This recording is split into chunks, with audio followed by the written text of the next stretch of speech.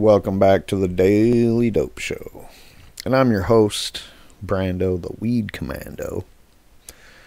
And I'm not running for president, man, but I'll tell you what. I'll take the nomination. Actually, I don't want to. I don't really have time for all that shit. I barely have time for this shit, but when I seen this shit, I had to do something about it. So, you know, we all know about healthy and productive Michigan. If you live in Michigan, they're the prohibitionists that are, you know, trying to do this ridiculous anti-weed thing one more fucking time. And they're not doing a very good job. Let's just say that. Where's their little thing at? Here's their Facebook page. And they're putting all their weight behind this guy who we're going to meet in a minute, Gordon McDougal. I feel my heart goes out to you, Gordon. And I know you really, just like somebody whose wife just got raped and killed, you know, this person might have never been for the death penalty before. But now that they caught the guy that raped and killed his wife, he wants that person to die. And that's what Gordon McDougal feels about marijuana. He wants marijuana to die because he thinks it has something to do with why his son, 16-year-old, died in a car crash. So they're putting a lot of weight behind that, and it's not healthy and productive to do that. We're not trying to legalize 16-year-old kids smoking weed, Gordon McDougal.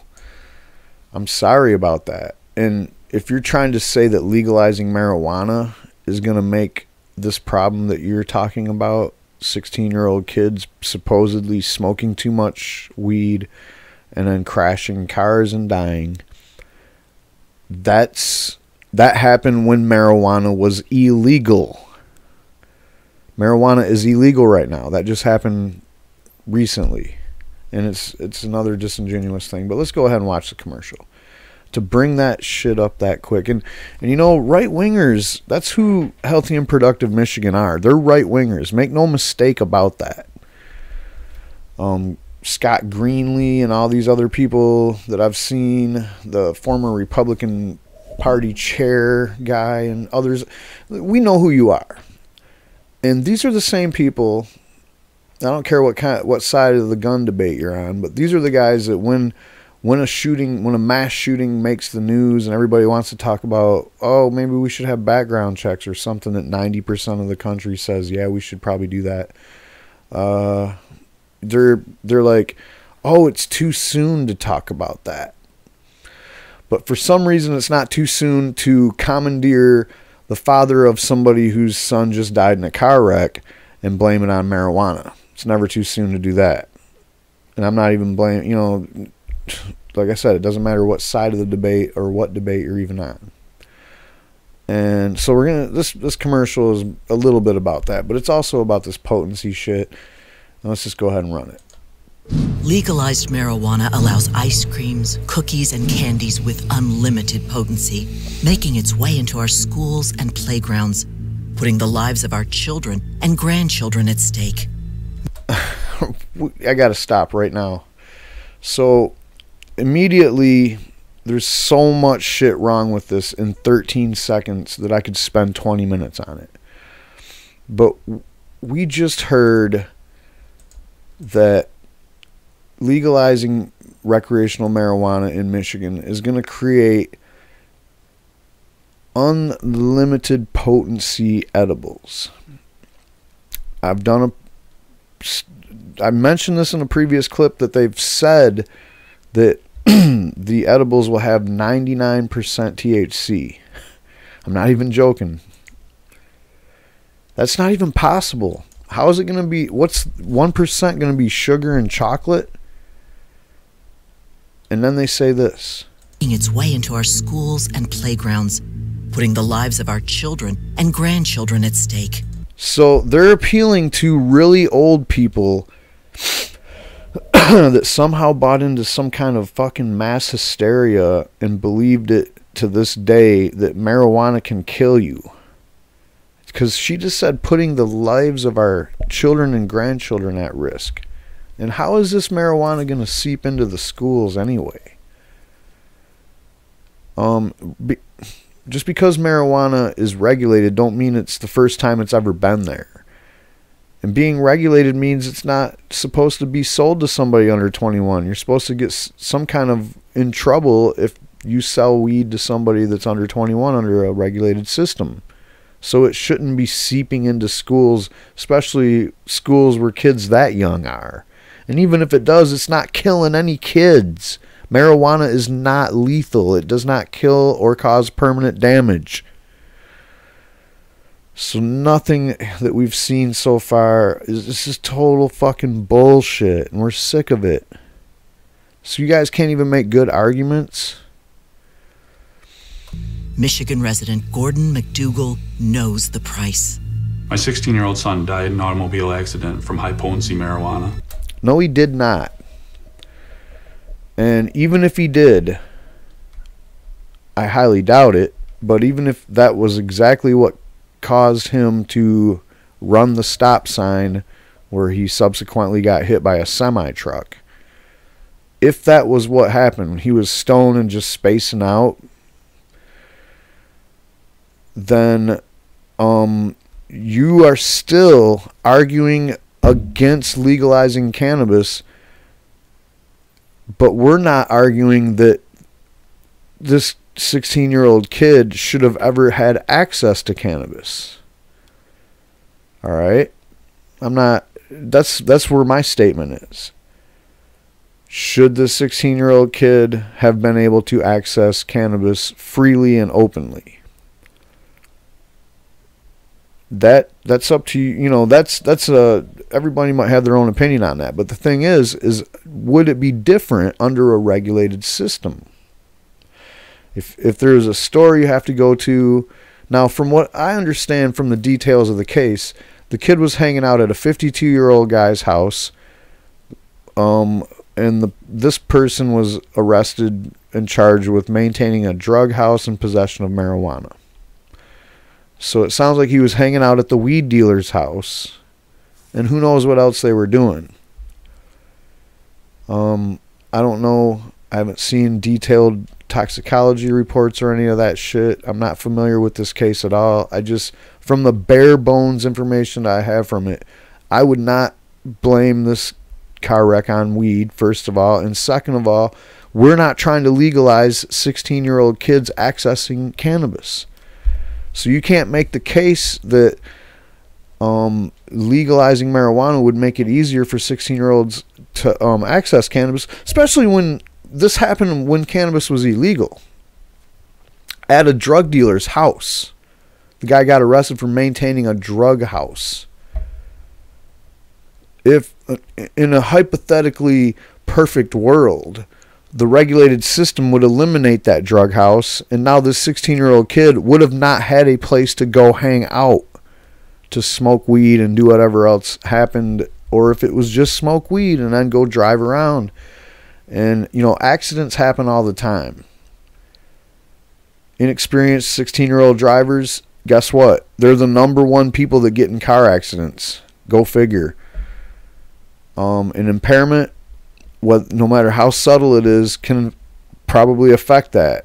But I still don't believe marijuana was the cause of this accident. That's just me, though. Sadly, it's too late for him, but don't let your children become another statistic. Please join. Voting no on one is not going to prevent another one of these tragedies, my friend. I'm sorry, but that's just a fact. And the fact that they did this is kind of a tragic thing in its own right. Me and voting no on recreational marijuana come November 6th. Vote yes on recreational marijuana, and you will not see as many of these situations where there's a some 52-year-old dude with 16-year-old kids hanging out at his weed house. That shit will be illegal still. The only thing that marijuana legalization will do was make it so when you're 21, you can go to the store that sells the weed and fucking buy weed legally. That's it. And if you get caught with weed, you don't go to jail and get your life ruined over it. My name is Dr. William Maroney. I'm the medical director of Recovery Pathways. All right, now let's just take a look at this guy. He's a recovery. He works at one of those rehabs that the government dumps truckloads of money on to say that they're helping fight the drug war. And they prop these fucking shill doctors like this guy up to basically pretend like they know something about people that need to get off of drugs. Now, we know that the only reason people are going to these places is because they're forced to. The only way someone can afford to go to one of these places is if they're forced to, or they have insurance. You don't just wake up one day and you're like, you know what? I need to go to drug rehab. It doesn't happen like that. So, and you know, they don't even care if you can afford it. That's why most people that need help can't get it. Because they don't give a shit about drug addicts. They care about asses in chairs or beds or whatever they got. So I automatically don't believe a fucking word this guy says. Second point, and I'm not trying to fat shame people or diss people out for having poor diets or whatever unhealthy life choices you make. I'm not a critic of that, and I'm not trying to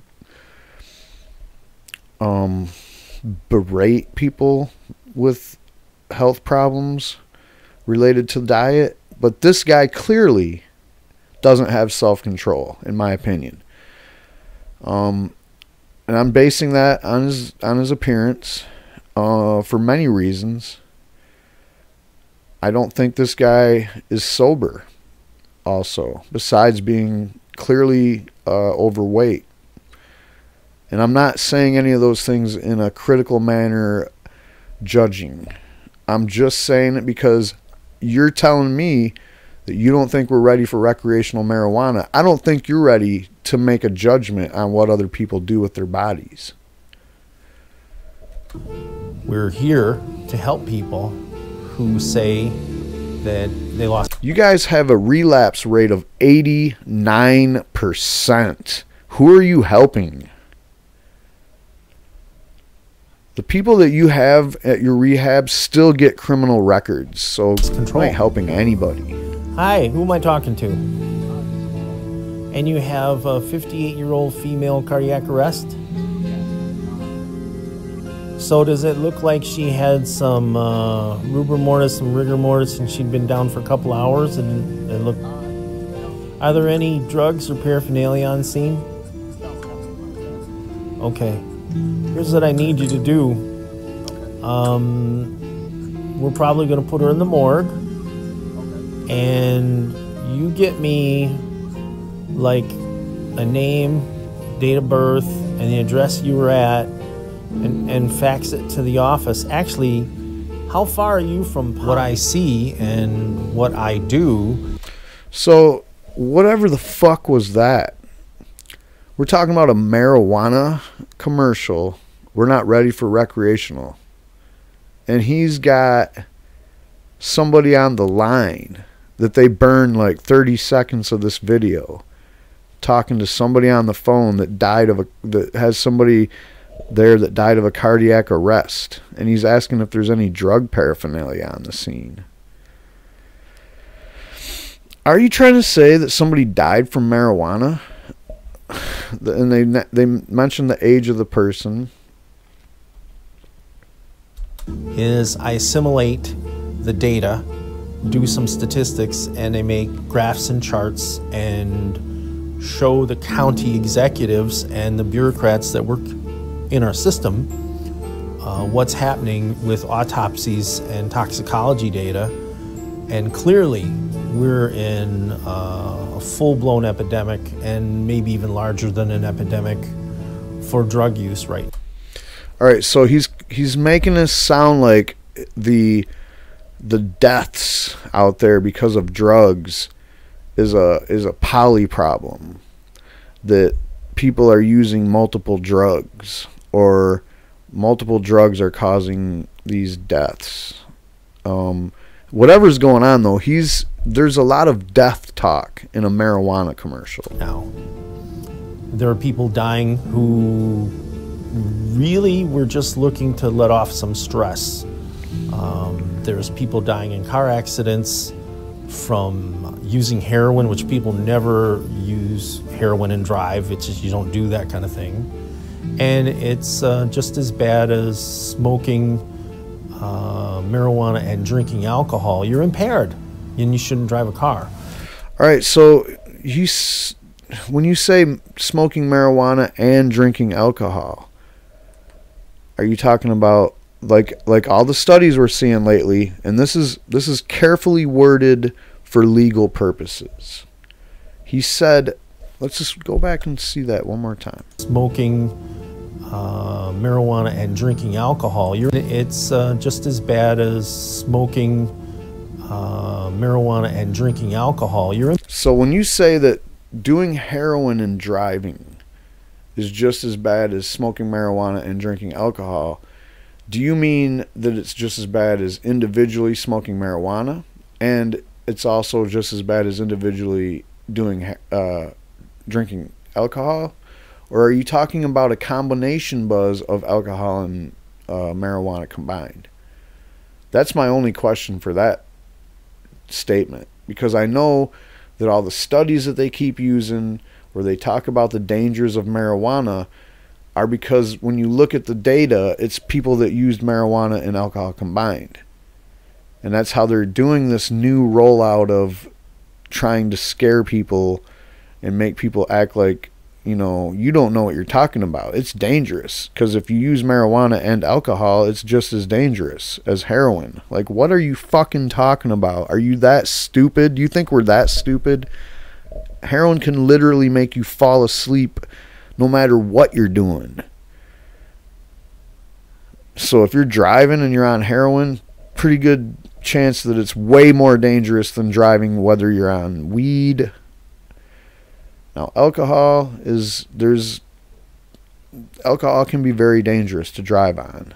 And, you know, a very small amount of alcohol can be dangerous like a large amount of heroin. So alcohol shouldn't even be in the conversation. We know that's fucking dangerous. Why do you keep mixing it in there with marijuana? Marijuana and driving is not fucking dangerous. Impaired, and you shouldn't drive a car. Okay, if you're impaired, you shouldn't drive a car. I agree. But when you're smoking marijuana, you're not stupid. And you're not boisterously like, hey, I can still drive, like you are when you drink fucking alcohol. And you know this. Maybe you don't because you're just a dumbass fucking rehab doctor, like all the other dumbass crooked fucking rehab doctors. It'll just say anything on the paper because you don't really know shit, do you? Here's the idea is that I have been a cannabis education advocate in a medical setting. When you give broad access to cannabis to adults with no medical reason, driving fatalities triples, and the number of cannabis positive. You're absolutely full of shit, dude. There is no numbers anywhere that will back that up. None. The fatalities tripling. We just seen the numbers come in from Colorado where the fatalities overall went down, and that's people that tested marijuana in their system. Autopsies goes up because of impaired driving. No, it doesn't. The testing for marijuana goes up because it stays in your system long, and they're just doing more testing now. Before there was, look at that look on his fucking face. All right, we're done with this video. This guy's lying through his fucking teeth. He knows he's lying. Just look at that look. That's priceless right there. That's the look of someone that knows they don't know what the fuck they're talking about, and what they're saying is probably a lie. I'm done with you, Doc. All right, here's the other commercial. I freaked the fuck out. Man, excuse the F-bombs on this video, y'all. But man, I am telling you, I just about can't take this shit no more. I hope this is the last round of this Reefer Madness bullshit we have to endure.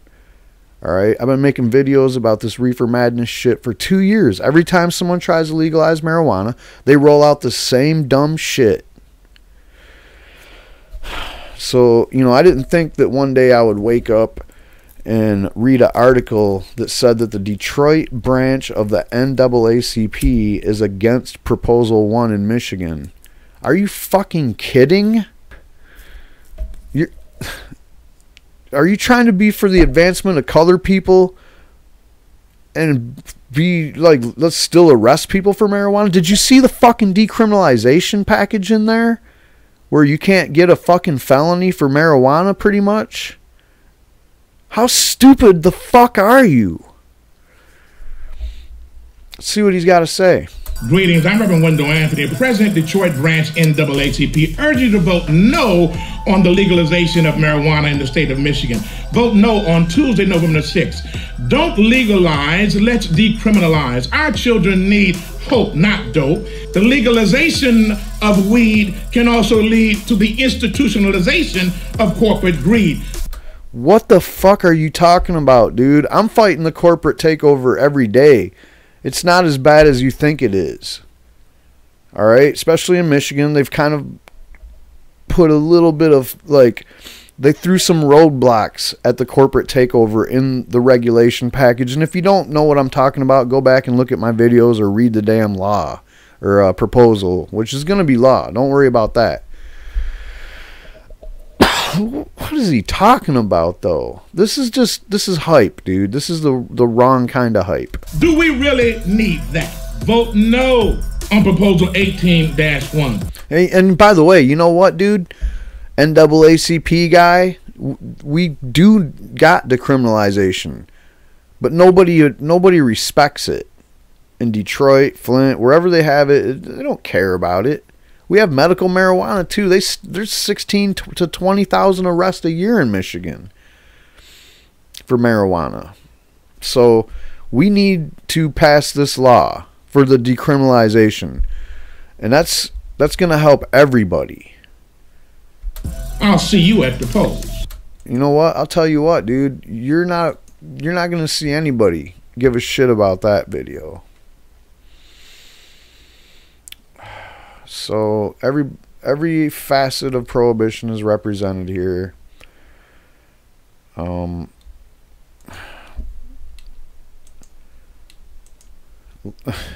Scott Rigglesworth. I'm the elected Ingham County Sheriff.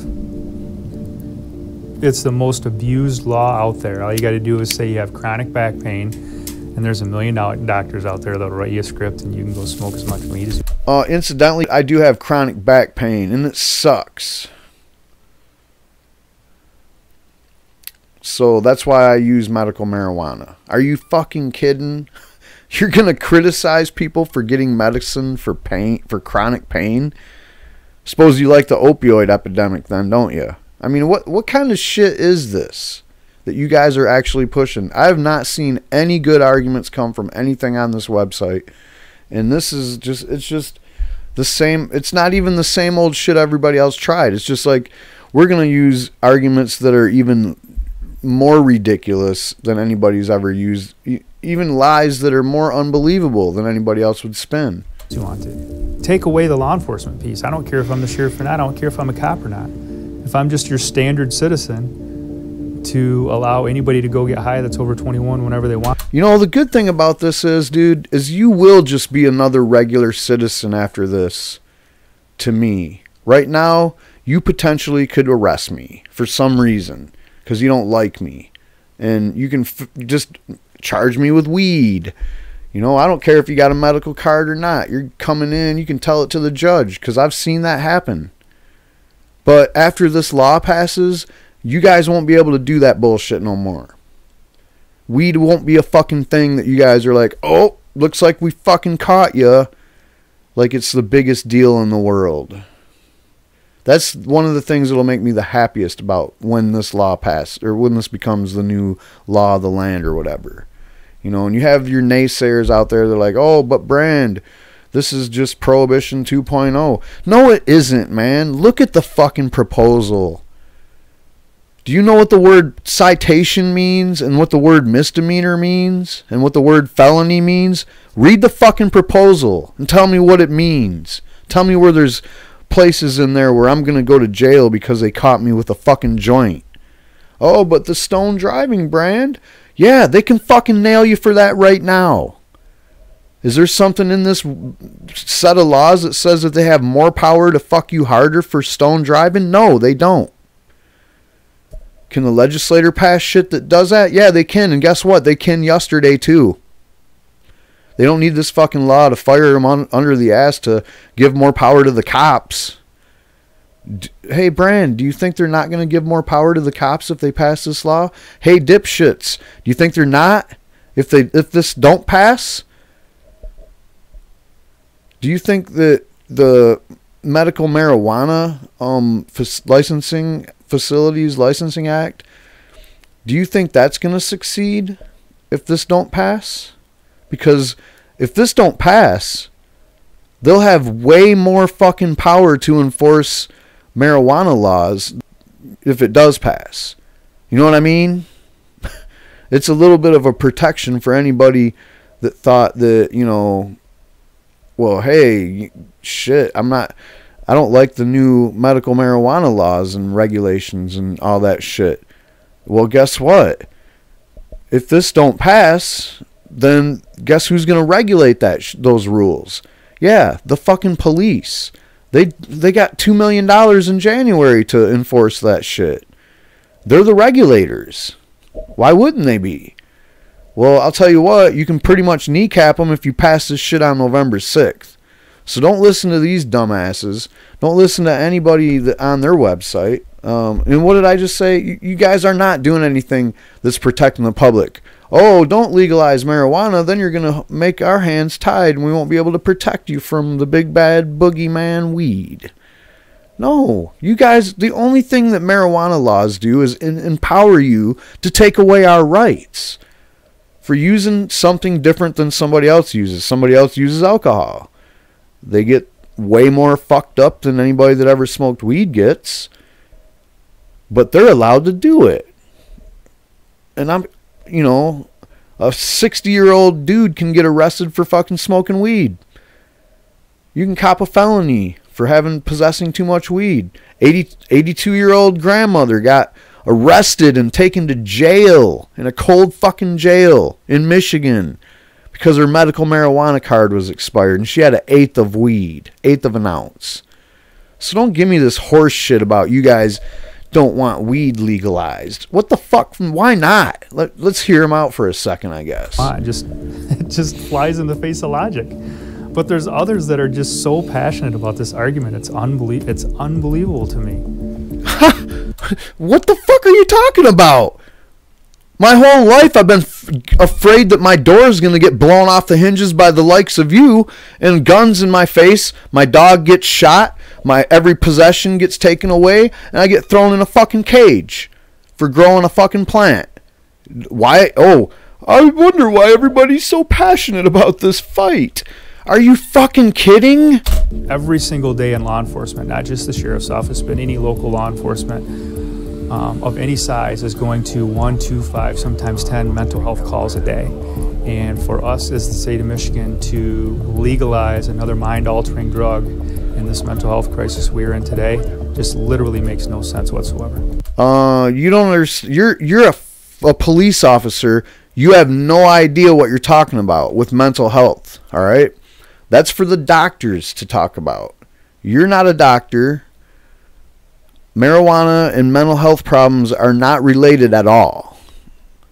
So I don't know what you're talking about. This is a simple equation for me. The more opportunity we give people to use recreational marijuana legally, the more they're going to stretch the boundaries and the more they're going to take it kind of the onus on their own, do whatever the heck they want. We see that all the time with a lot of different things in law enforcement, and I certainly think that if it's everywhere, people are going to stretch the bounds of the law, and we're going to have to deal with it as law enforcement. That's why we need to end prohibition completely. All right? This thing only kind of pulls prohibition the other way a little bit, but it doesn't yank it right off the stage completely. Prohibition has got to go. All right? You are a cop. You should never have anything to do with anything with marijuana. That's just my opinion. When you're talking about, oh, you know, if we legalize it, then people are going to push the boundaries of what's legalized. Yeah, that's because there's always going to be something that's not legal. If it's just legalized, for example, the average person is only going to be allowed to walk around with a couple ounces or whatever, 2.5 ounces or whatever it is. So you're saying that people are going to push the limits. Oh, and what? They're going to walk around with 4 ounces instead of 2.5. And that's when you come in and swoop in to save the day and protect the public from that extra 1.5 ounces. So, no, dude, we don't care about what you're saying. We don't need cops involved with marijuana, period, ever. No reason for it. Drugged driving or high driving is just like drunk driving. No, oh, see, there you go. No, it ain't. Drunk driving is killing people on a daily. See, I can't listen to this because this is just total fucking bullshit. This guy's a cop. You know, you go to scenes of car accidents all the time in the middle of the night, and people are pieces of people and pieces of car all over the road. That's not from stone driving. That's from people that are drunk. Everybody knows this. This isn't just me that thinks this and I'm passionate about it because... No, this is everybody in the fucking universe knows, and if you all you got to do is smoke weed and you'll know too, it doesn't make you impaired like what alcohol does. Alcohol literally makes it so you can't even walk and talk and see straight and shit. That's the kind of shit that people get behind the wheel because they don't even know any better. How many times have people wake up in bed the next morning, wow, I don't even know how I got home. Sometimes their car's out there, sometimes it ain't. Sometimes it's totaled. Sometimes they wake up in a jail. Sometimes they wake up in a morgue. That's alcohol, not weed. So when you conflate the two like that, that's just such... that for a police officer to do that is just so disingenuous. There's no way that you should do that. You should never conflate those two. Drugged driving or high driving is just like drunk driving. However, much more difficult for law enforcement to get the probable cause to make an arrest. No, you don't need to arrest somebody if they're not driving impaired. That's what it is. If you observe somebody driving in a way that looks like it's not safe, then you give them a ticket for driving while impaired. You figure out the impairment later. You don't start with a something that you think caused impairment and then go from there. If the person's not impaired, the person's not impaired.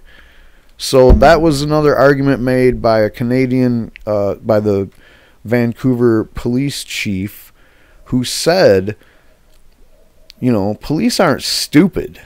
Police officers are highly trained to recognize whether somebody is driving impaired or not.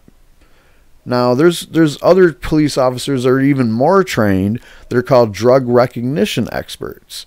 And they can tell if somebody's, you know, probably a dangerous threat on the road before they even get behind the wheel. Or if they're not, you know, if they pull them over and take them off to the side of the road, they can pretty much tell you what kind of drugs they're on even. But when it comes to marijuana, none of this impairment really even exists.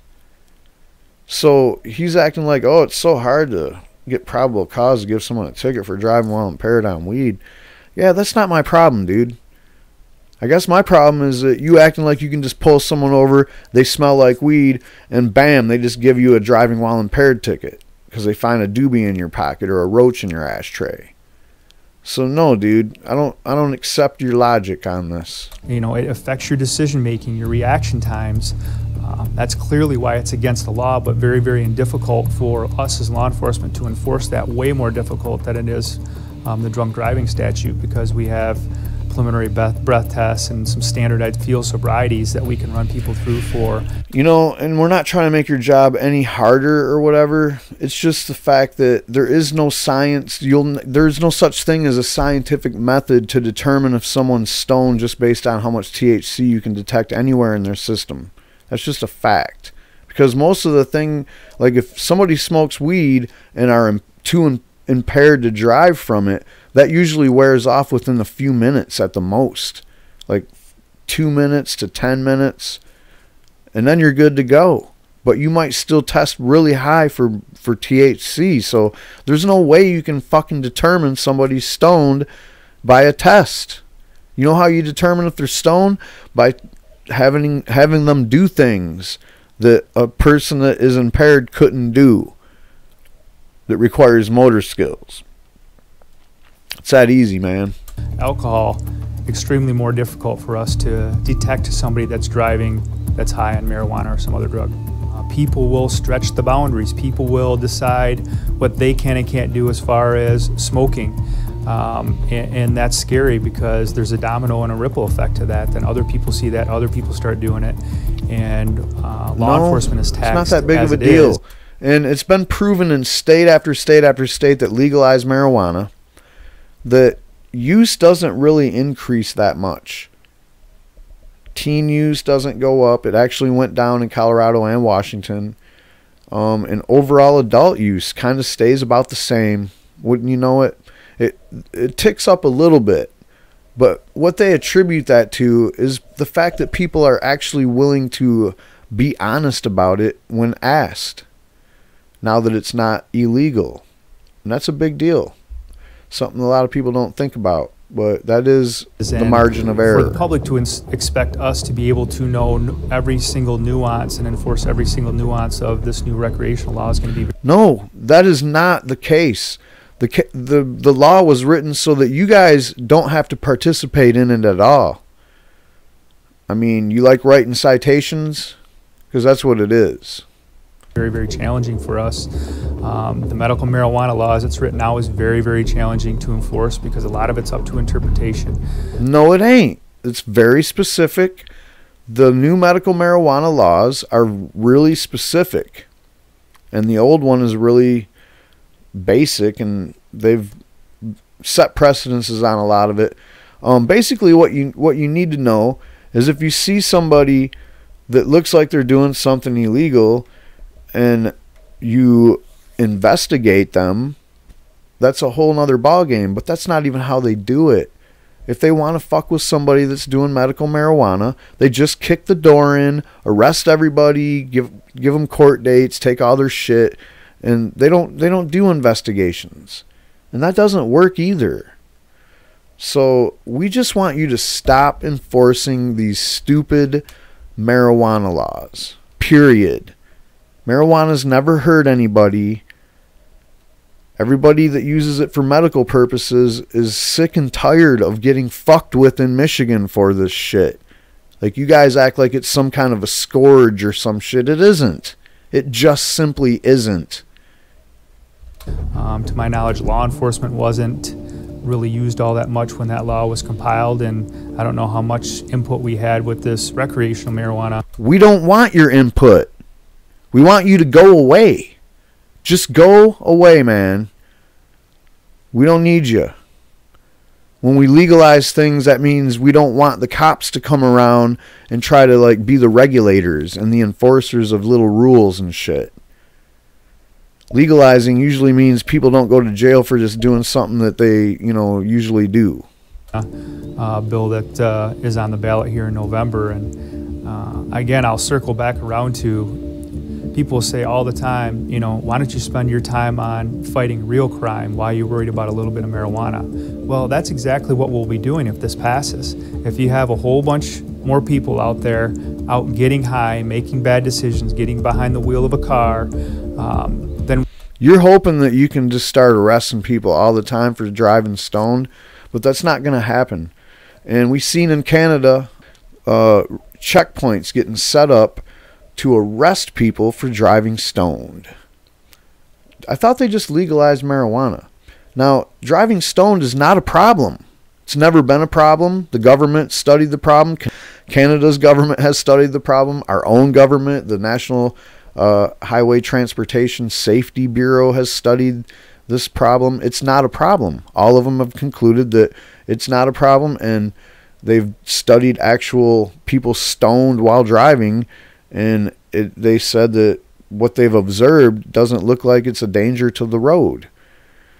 So I don't know what this guy's even talking about. I mean, obviously law enforcement feels like they're you know, getting left out of the party or something, but look, we really don't want cops involved anymore with marijuana. There's no reason for it.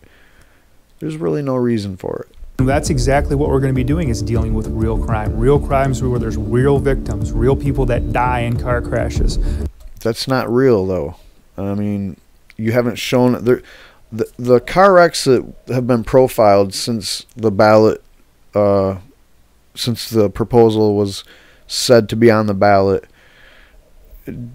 I have doubts about any of them being at all related to marijuana.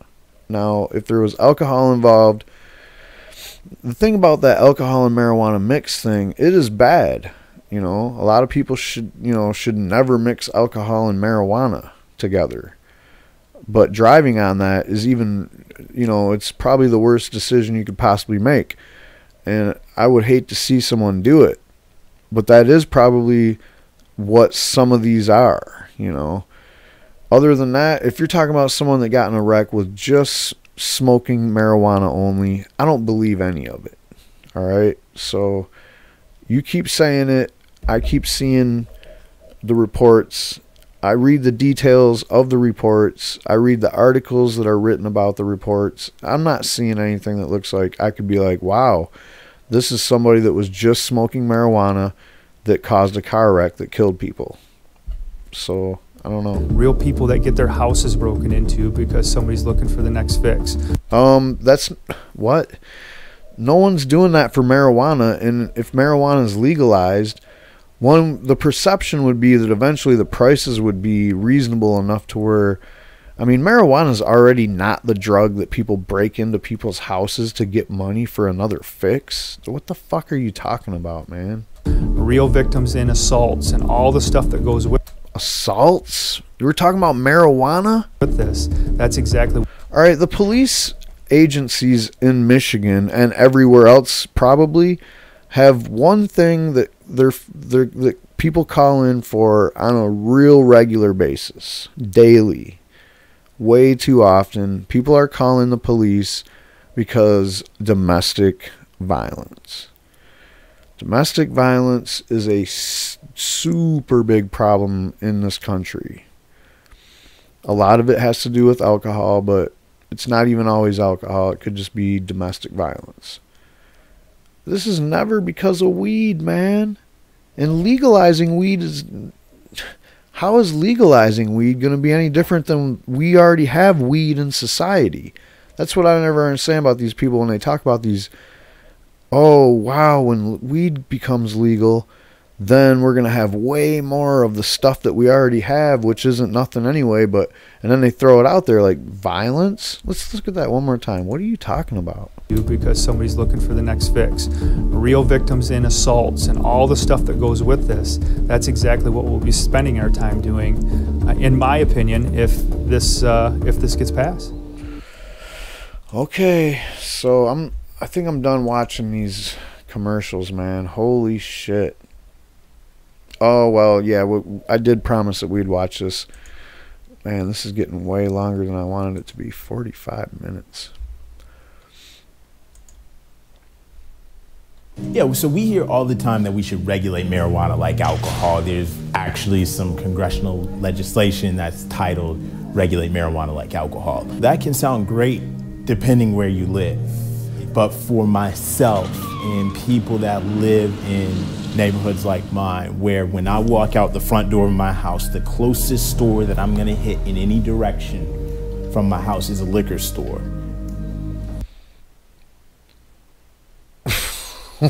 What?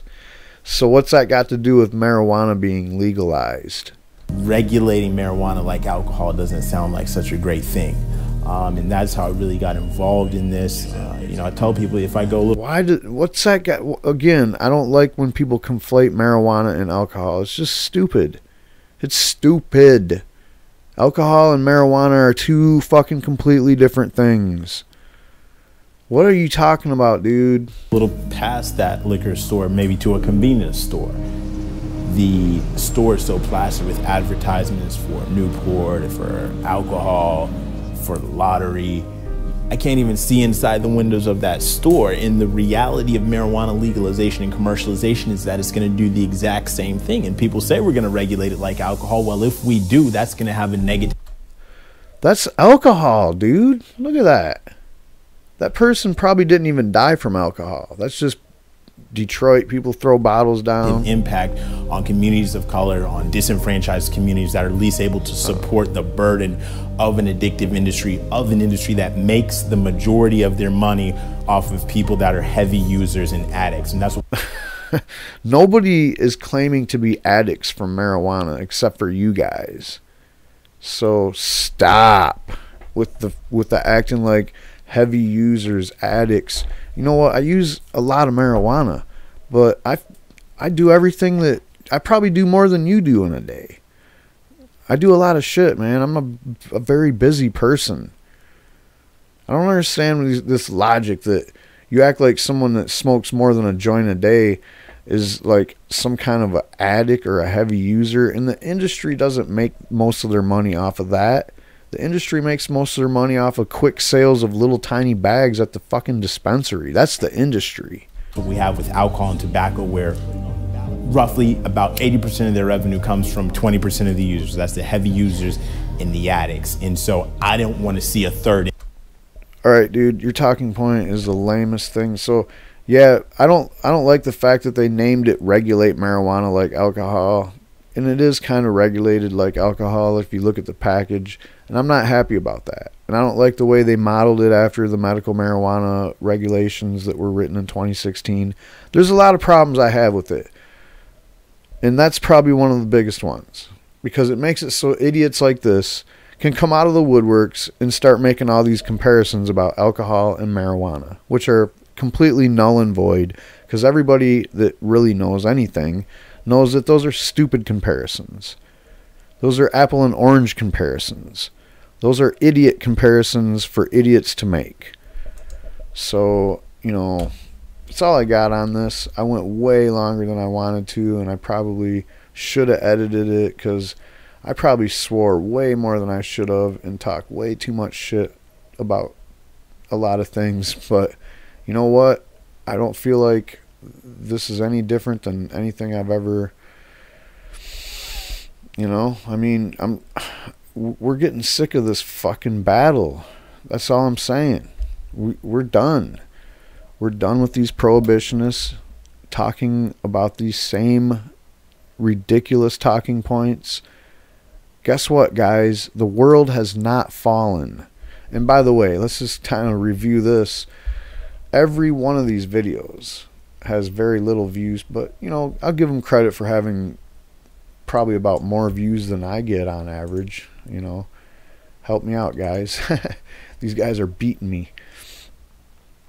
But you know, you can just look at like this guy. He had, oh, they disabled the likes and dislikes on that one. Comments are always disabled on these videos. This guy's 20-1 on the dislikes. The cop, yeah, that was disabled.